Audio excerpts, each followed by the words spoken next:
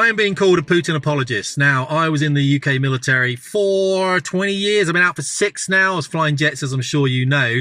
So the last person really you'd expect to kind of be going, you know what, Putin, he has a point, is me. However, I do feel that, and I'm about to tell you why.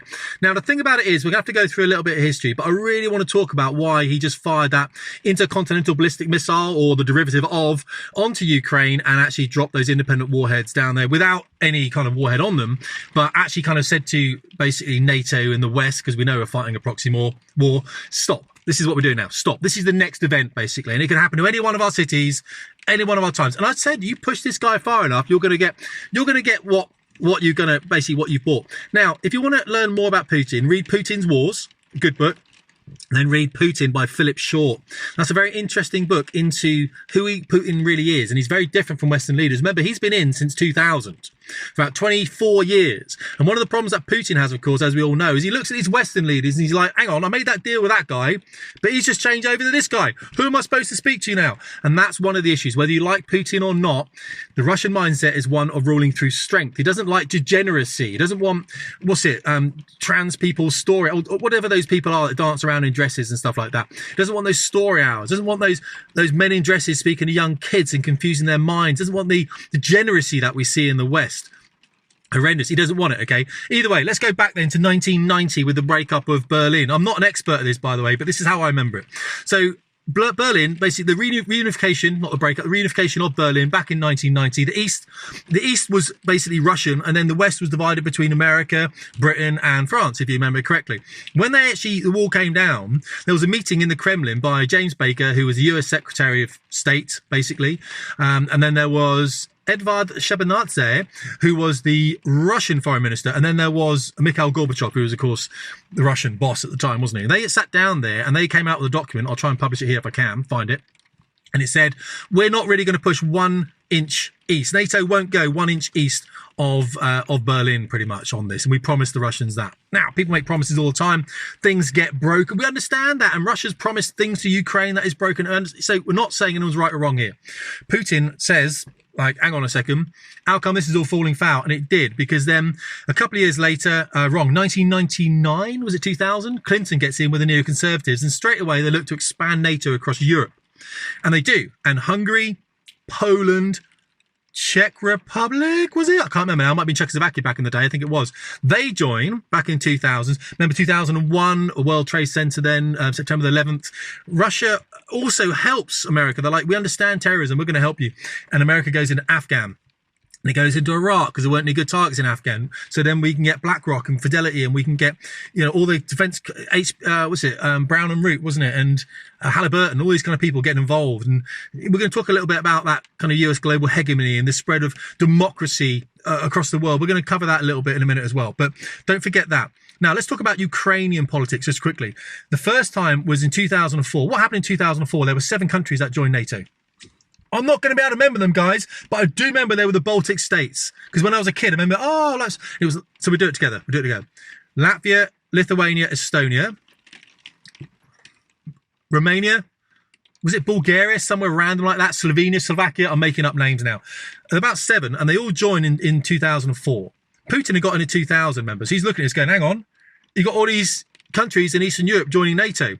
Now, when you join NATO, what people don't tell you is you join NATO and you've got to manufacture all NATO stuff, NATO grade weapons. You've got to buy it from the Americans, all that kind of stuff. It all has to be done. Now, America, of course, makes a lot of money when people join NATO because, and I'm not against it. I understand. I'm a military dude.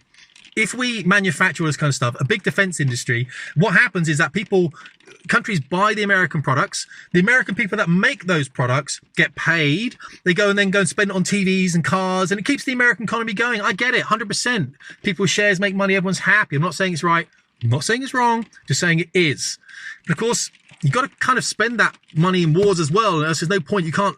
It stops, isn't it? Once you've built enough tanks, it stops. You've got to keep that going. We'll talk about that a bit in a minute. Anyway, so 2004 in Ukraine, a chap called Victor Yushchenko gets in. Now, he is a bit of a Western dude. There's a bit of a coup, CIA coup.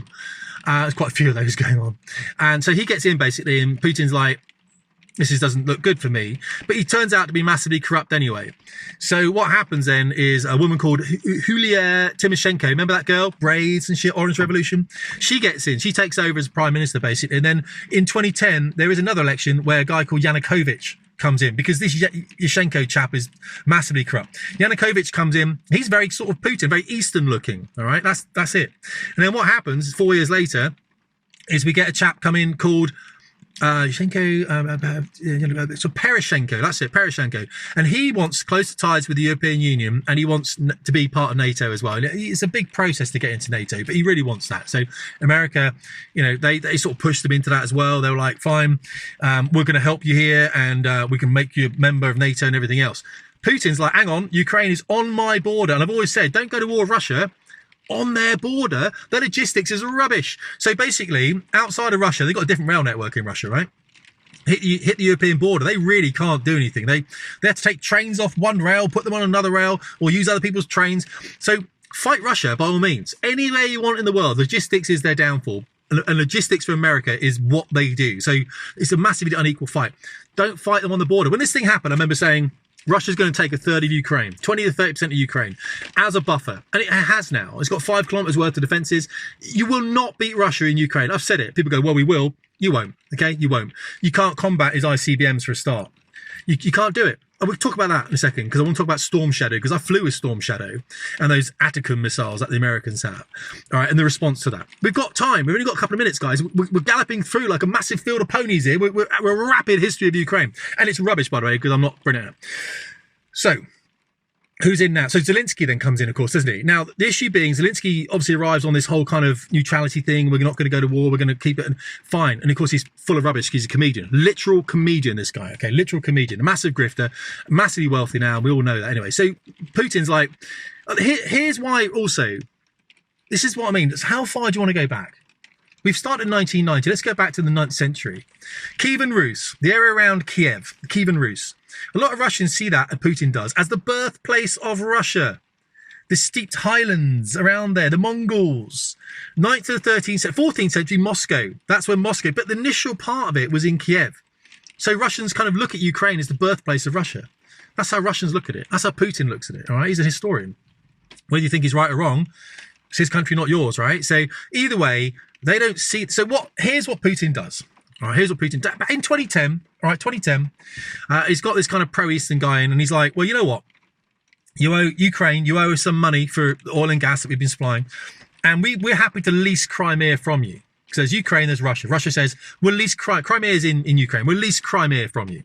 Because you've got Sevastopol, our naval base there, and I want to keep a warm water port to access the Mediterranean, because every other base they've got, Archangel, Murmansk, all those kind of stuff up north. These are cold water ports. So now we can't get around to the Mediterranean very easy. So they lease $97 million. No one knows this stuff. No one knows it. $97 million a year from 2010 under the Kharkiv agreement. They lease Crimea from the Ukrainians so they can have a naval base. Fine, everyone's happy, right? Everyone's happy, no worries at all. Now, the issue is, in 2014, this Poroshenko guy gets in. He's very west-leaning, and Putin knows. He knows, because he's not an idiot. He's been in for 25 years. He knows straight away that they're going to lose Crimea. So he goes and takes Crimea with little green men. Remember those little dudes that walked across no patches and stuff into Crimea? And they took it. Not a single shot was fired, by the way, but they took Crimea. They took it. They seized it. Now, there's a civil war going on in the east anyway, Russian-backed separatists in the east, and then there's obviously Western-backed Ukrainians in the west, and they're all fighting over this eastern area where the Russian-speaking people, obviously Ukraine is banning the language, don't get me wrong, it's all Russians and Ukrainians, they're brothers, Slavic brothers, we understand it, it's a nightmare, the whole thing is a nightmare. I'm just trying to give you a potted history. It's not a great history, by the way, but it's how I see it. And I want to get on to the bit that I really want to talk about. I'll do it really quickly now. So then he takes Crimea. Ukrainians shut the water off to Crimea. Crimea has a huge freshwater issue. It cannot get fresh water, so it comes all the way down from the north. You know what I mean? And they basically from the eastern Ukraine, they shut the water off. Now they've got this massive problem, and so basically, there's Russia's fighting this war now in the whole of eastern Ukraine. And it doesn't really want to fight a war. It has to. So what Zelenskyy says then in 2022, he goes, all right, we'll be neutral. That's what Putin says. Be neutral. Be neutral. I don't want American weapon systems on my border. Be neutral. All right, he's already got weapon systems on his border up north, you know, with all these other Baltic states and everything else. He doesn't want more because that's where they get invaded. They get invaded across Ukraine, don't they? That's where they've always been invaded, Russian. I mean, think of the sacrifice that Russia did for Western Europe in the Second World War. Millions dead, millions. The whole thing is ridiculous. You've got socialists in power now. The world is ridiculous, guys. Anyway, here's the thing. So Putin's like, all right, have some chats then. And then Boris Johnson flies in there, 2022. Remember, we've had an international incident by blowing up the Nord Stream 2. That everyone's forgotten about that, haven't they? Well, we think it was some dudes on a yacht from Ukraine that did it. No, it wasn't. I know who did it, okay? I'm sure most people in the British military know who did it, or the American military know who did it, who's got the capability of doing it. This was a substantial industrial incident. This was an international violation. This was an act of war that people are forgetting about, that we blew up a pipeline that was feeding Germany oil and gas. And now Germany's economy is shot because now they've had 12 days of no wind and people are worried about this green power. They're buying energy from French nuclear power. I mean, the whole thing you can't make up. Okay, this is the problem with weak lefty socialisty people. I'm on a rant now, but I'll stop. Anyway, so what happens now? Remember, there's the Monroe Doctrine as well. So in 1820 something, in America, the Monroe Doctrine states that no European power is allowed to go into the American sphere of influence. It's not allowed. You're not allowed to go into the West. It doesn't want that. Nothing exists in the East. So America can go and do whatever it wants all over the world unchallenged because it ties people into NATO. It ties people into these agreements in NATO. That's the whole problem. BlackRock, Fidelity, all these other finance houses. BlackRock's going to rebuild Ukraine. BlackRock just come into the UK under Keir Starmer, under a socialist government. Oh, all the socialists are crying because they're idiots. So now we've got this capitalist side to this socialist government in the UK. The whole thing is an absolute drama. Where do I get to? War, fighting. Oh yeah, ballistic missiles. Yeah, anyway, so StormShadow, my last video, and I'll put it up here probably. My finger up here. The latest video I did on StormShadow. Fired, obviously, by the Ukrainians. It might have been dropped off aircraft. It might have been dropped from a Ukrainian aircraft. Basically, when you fly with StormShadow, as I did, you fly to a point in space, a waypoint, and you press a button and it drops off. Actually, what happens, you press a button, the data from the aircraft is sent to the missile and it drops off and the missile goes and flies, not even that fast really, about 400 miles an hour or something like that, and it flies on different flight profiles, it flies to the target, pops up, it's got £1,000, it's like £1,000 warhead, goes in, it's actually about £300 warhead, but it's like £1,000 bomb. £1,000 bomb is the weight of £1,000 bomb. The warhead inside isn't actually £1,000, it's a lot less than that. I think it's like £300. Goes in, detonates, shaped charge, can go through buildings, floors, walls, everything else. So if we dropped it from Ukrainian aircraft, yeah, I could have dropped it from my air balloon. It's not the point. The programming and targeting of that StormShadow missile is being done by British people. The end. Now, this is the Royal Air Force asking me to rejoin now. And I'm like, guys, I get it, 100%. I get you need expertise back in the Air Force, but what are we doing? What are you doing fighting Russia? There's no mandate for that. There's no How's the Parliament haven't said we want to go to war with Russia? I know you're flying a proxy war. Come on. It's ridiculous. Come on. And then these Atacms missiles from America. I'll leave this now, guys. Again, what are we doing? So what Putin says, right, if you want to do that, if you want to actually program these missile systems and go to war with us, as Western nations, we know you're flying a proxy war with us, we're going to put this ICBM, it's IRBM, but it's a similar thing to ICM, multiple warheads out of space, Mark 10, and we're going to show you what's going to happen. And he will. Read those books. Read the books, Putin by Philip Short. Read Putin's Wars. He will do it. I know this because I would do it. I think I've got a very similar mindset to Putin. He's protecting the Russian people. That's how he sees it. And he should be, because there's a degeneracy in the West. Am I wrong? Hit the comments. Am I wrong?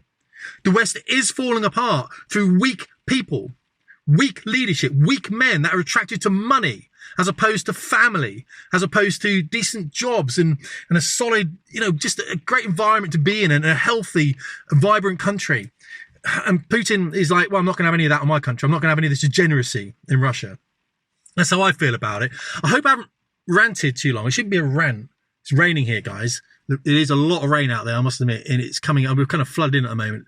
I hope that's a little part of history and how I think about it. Anyway, look, hit the comments. I'm sorry it took 15 minutes. Should have taken 10. My fault. Tim Davies, Fast Hit Performance.